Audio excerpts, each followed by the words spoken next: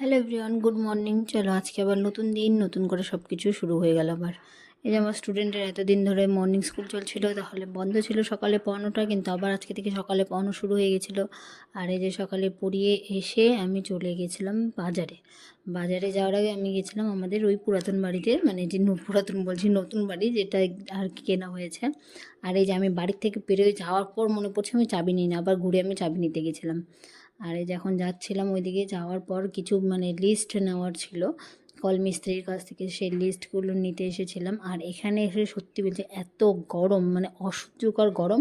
তার উপরে আবার আমি এমন এক মহাপণ্ডিত, কিছুতেই তালা খুলতে পারছিলাম না, অনেকক্ষণ লাগছে আমার তালা খুলতে। সেই তালা খুলে যখন আসলাম, এই যে এখানে আমাদের কলটায় বসানো হবে, তো এর মধ্যে আর কী কী লাগবে না লাগবে কল মিস্ত্রি দেখে আমাকে বলবে, তারপরে আমি সেই জিনিসগুলো নিয়ে আসবো। তো আমি ওই যে সব কিছু লিখে নিয়ে চলে এসেছিলাম নিতে। আর এই দোকানটার থেকে আমি এর আগেও জিনিস নিয়েছি, দেখেছি বালুরঘাটে যত দোকান আছে আর কি এই টাইপের, ইনারা একদম একদম যতটা দাম আর কি পারফেক্ট দাম নেয়, জিনিসের এক্সট্রা এক্সট্রা দাম ধরে না আর কি। তো আমি এই কলটা নিয়েছিলাম, আর কলের সাথে সাথে আরও কিছু জিনিসপত্র ছিল সেগুলো নিয়েছিলাম। আর এই কলটা না আমাকে শুনে গেছিলাম আমি কল মিস্ত্রির কাছ থেকে যে কত নিতে পারে না নিতে পারে, কারণ কখনো আমি এগুলো করিনি। তো এই এই জিনিসগুলো না এখন ধীরে ধীরে আমি শিখছি, ধীরে ধীরে এইসব কাজ করাগুলো শিখছি। সব জিনিস নেওয়া কমপ্লিট হয়ে গেছিলো। আর হয়ে আমি চলে এসেছিলাম জুতা নিতে, কারণ আমার জুতা অনেক দিন আগে ছিঁড়ে গেছে, আমি বাড়ি পরা স্যান্ডেল পরে সব জায়গায় ঘুরে বেড়াচ্ছিলাম। তো এই জুতাটা দেখছো যে, এই জুতাটা না আমি এর আগেও পরেছি। তো আমি না দোকানে গিয়ে এত আলসি টাইপের মানুষ, আমার জুতা পরে পরে দেখার ইচ্ছা হচ্ছিলো না, ওই জন্য আমি বলছিলাম কি ওই জুতাটা আমার সাইজের নিতে চাইছিলাম। তো ওই জুতাটা আর আমার সাইজের পেলাম না, ছোটো সাইজের ছিল। তো আমি অন্যান্য জুতাগুলো পরে দেখছিলাম। এবার দুই একটা দেখার পর না আমার আর ইচ্ছে করছিল না জুতা পরে দেখতে, এত টায়ার্ড হয়ে গেছিলাম, স্পেশালি রোদের জন্য আর কি, প্রচুর রোদ প্রচুর গরম। তো লাস্টে আমি এই জুতোটাই নিব ঠিক করেছিলাম, কারণ আমার আর জুতা পরে পরে দেখতে ইচ্ছা করছিল না। তো এই জুতাটা না 7 নাম্বার ছিল সাইজটা, কিন্তু আমার সচরাচর 7 নাম্বারই লাগে, তবুও দেখছিলাম এই জুতা পরে আমার পায়ের গোড়ালিটা বেরিয়ে আসছিলো। তো এটারই 8 নাম্বার সাইজ আমি নিয়েছিলাম। আর এই জুতার হচ্ছে এই সাইডে আবার ওই কী বলে ওটাকে, বেল্ট টাইপের ছিল, তো যেটা অ্যাডজাস্ট করা যায়। তো ওই জন্য আমি ওই এটারই এক সাইজ বড় নিয়ে নিলাম। আমার বাজার টাজার করতে গেলে না, সত্যি বলছি, আমার অনেকক্ষণ ঘুরে ঘুরে জিনিস দেখে দেখে দেখে দেখে 50টা 100টা জিনিস দেখে একটা নেবো আমার ভালো লাগে না।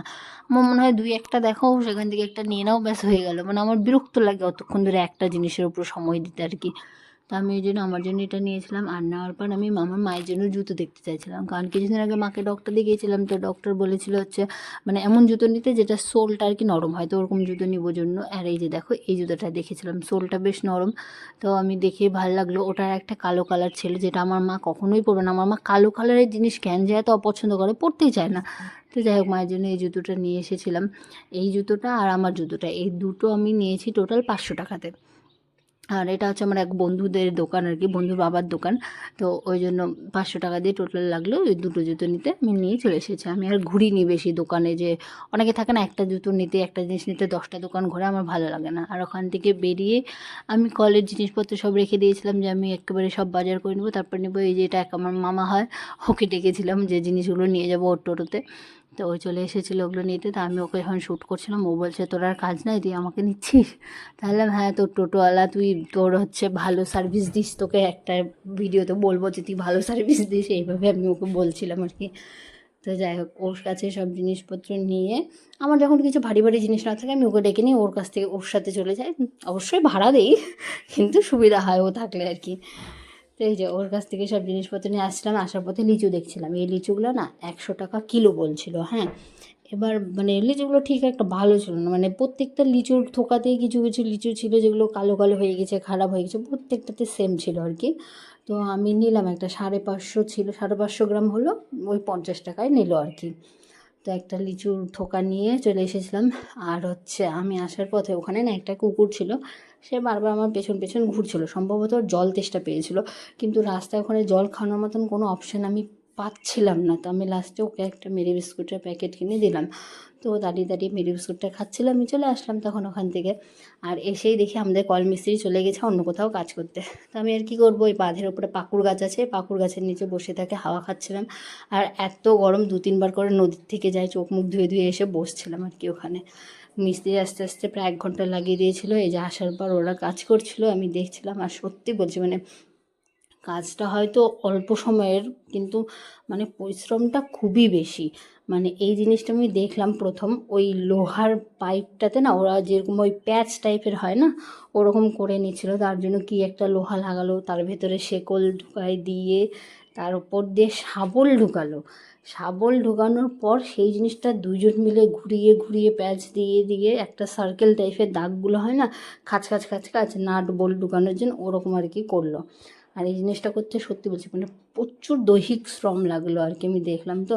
আর এত রোদ ওই জায়গায়, মানে মানে আমি ক্যামেরা নিয়ে মানে হচ্ছে যেন ভিডিও করতে পারছি না, এতটা রোদ এতটা গরম মনে হচ্ছিলো কখন শেষ হবে, কখন আমি বাড়ি যাবো এরকম লাগছিলো। আর ওরা এই রোদে এত কষ্ট করে কাজ করছিল, মানে সত্যি বলবো মানে আমরা না ভাবি যে কাজ করছে তার জন্য তো টাকা নিচ্ছে, কিন্তু আসলে না। মানে কিছু কিছু কাজের পরিশ্রম এতই বেশি হয় না, তখন মানে টাকা পেলেও মানে মানুষের সেই দৈহিক শ্রমটা মনে হয় যেন তার থেকে অনেক বেশি। তো এই যেটা আবার ওরা হাত দিয়ে কাটছিল, কেটে টেটে সেটা ঠিক করছিল। আর ওরা যে টাকাটা চেয়েছিল আমি টাকা কমাইনি, আমি সেই টাকা দিয়েই কাজ করাইছি। কারণ সত্যি বলছি যে মানে অবশ্যই সবার টাকা সবাই ইনকাম করেই করে, কিন্তু তবুও মানে কিছু মানুষের খাটনি এতটা থাকে না, সেটা দেখে মনে হয় না যে তাকে 10 টাকা কম নিতে বলি। আমরা শপিং মলে গেলে তো আর 10 টাকা কমাতে বলি না, তো এদের কাছে কেন বলবো 10 টাকা কম নেন। তো ওরা আমাকে 800 টাকা বলেছিল, আমি 800 টাকাতেই রাজি হয়ে গেছিলাম। আর এই যে ওরা কাজ করছিল এখানে। আর এই বাড়িটাতে না আমরা যেহেতু থাকি না, মানে নতুন নতুন থাকবো আর কিছু কাজ করানোর আছে, ওই জন্য আমরা কলটা আগে বসিয়ে নিচ্ছিলাম, কারণ কল না থাকলে না কাজ করানো অসুবিধা। আর এই পাইপটা হচ্ছে অনেক পুরনো, মানে আগে যারা থাকতো তারা লাগিয়ে রেখেছিল। আর এই যে আমি কলটা নিয়ে গেছিলাম, এই কলটা হচ্ছে তোমাদের কি বলবো, ওই কি একটা কোম্পানি বললো, কলাম কলাম মায়া সামথিং কিছু একটা কোম্পানি ছিল আর কি, সেই কোম্পানির। তা আমি দাম যেহেতু শুনে গেছিলাম, ওই 2300 টাকাই বলেছিল, 2300 টাকায় নিয়েছে।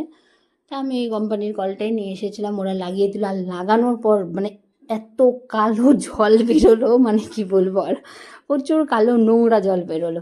তারপরে ওটা সেটাকে আবার খুলে নিয়ে সেই কলটাকে আবার খুলে আবার নতুন করে ভেতর ওয়াশারগুলো ক্লিন করলো, করে টোরে আবার নতুন করে কলটা বসালো। মানে 2-3 বার করে ওদেরকে কলটা খুলতে হয়েছে, আবার লাগাতে হয়েছে, যেহেতু অনেক দিন ধরে ইউজ হয়নি আর পাইপটা খোলা ছিল।